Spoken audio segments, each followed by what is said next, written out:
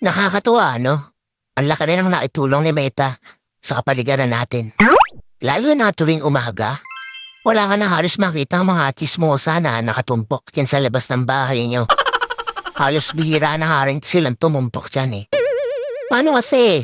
Mas gugustuhin pa nila na mag-isip ng content para sa reels nila maghapon. Oo, ayaw na nila makipagchismisan o makitumpok dyan sa labas ng bahay nyo. Actually, yung atensyon nila imbis na makipagchismisan, napunta na lang talaga sa pagre-reels. At ito pa ha, imagine ninyo. Kung dati, bumibili lang ng mga lutong ulam yung mga yan, na yun, sila na mismo ang nagluluto ng mga ulam. At kahit pritong itlog, inire-reels pa. Ganon kahusay si Meta. At ito ang pinakamalupit.